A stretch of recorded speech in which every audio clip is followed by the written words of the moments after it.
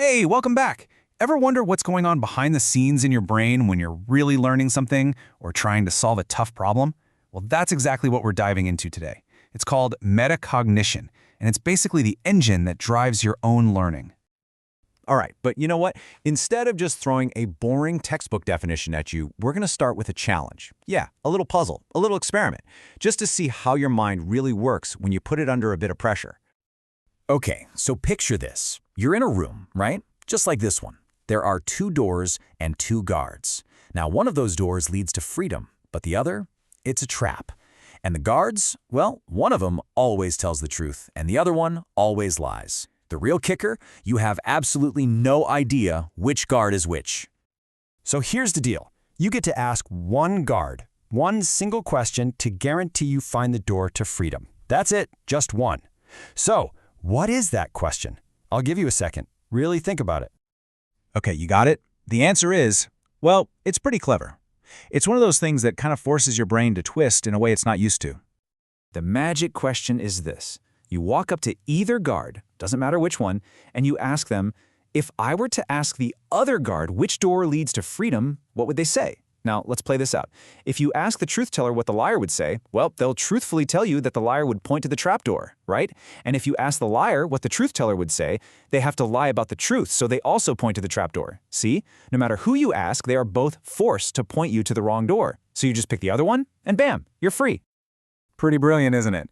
But here's the thing, the real reason we did that puzzle wasn't about finding the answer. The important part is what just happened inside your head. How did you think about it? Did you have a strategy? Did you get kind of frustrated? Did you talk to yourself in your head? That's what we're really interested in.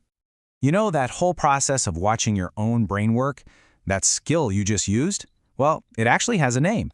It's called metacognition. And it's really as simple as it sounds. It literally means thinking about thinking. It's that ability to kind of step outside of your own head for a second, look at your thought processes and go, huh, that's interesting.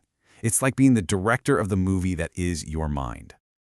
And look, this isn't just some fluffy philosophical idea, not at all.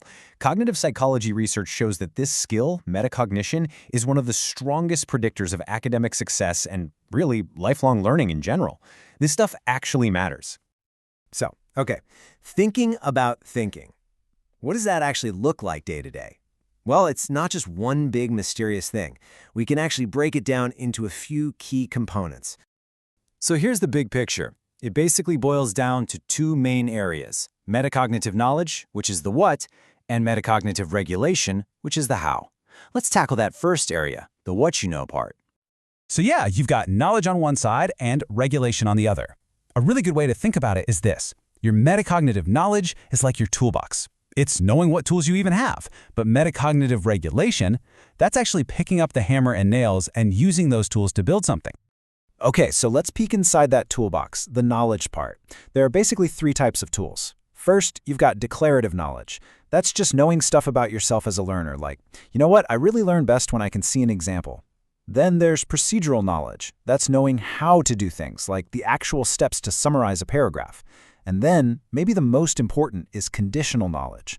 This is knowing when and why to use a certain strategy. So you know that flashcards are great for memorizing vocab, but for understanding a big, complex idea, yeah, you're going to want a concept map for that. It's all about picking the right tool for the job. All right, now for the other side, regulation.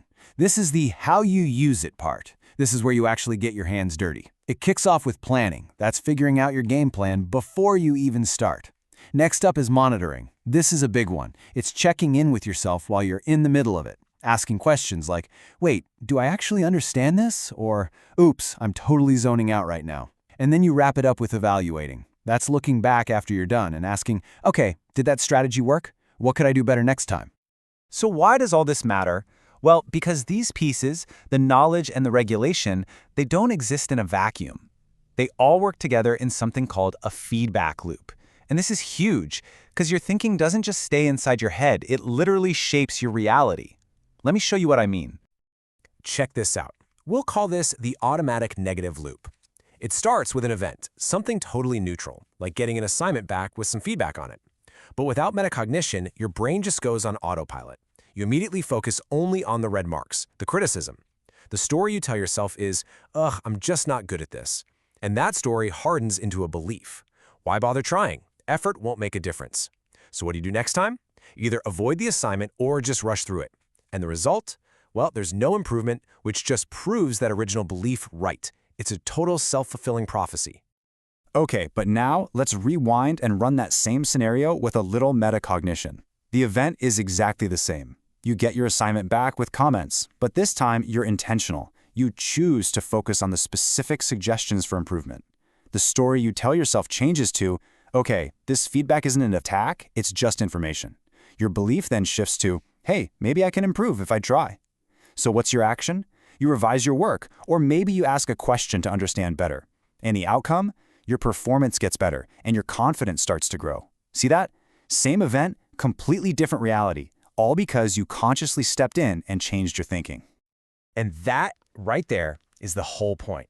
Metacognition isn't about forcing yourself to have positive thoughts all the time. It's about learning how to learn. The real power. It's not in wrestling every negative thought to the ground. It's simply in the awareness that the thought is there in the first place. Because, really, it all comes down to this. Awareness of your thinking gives you the power to change it. It's that simple.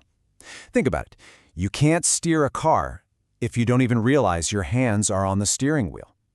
Awareness is that moment you realize, oh, wait a minute, I'm the one driving here. So I'm going to leave you with a question, a little call to action. Now that you know what to look for, what's just one pattern in your own thinking that you'll try to notice today? You don't have to change it. You don't have to fix it. Just notice it. Because that's where everything begins.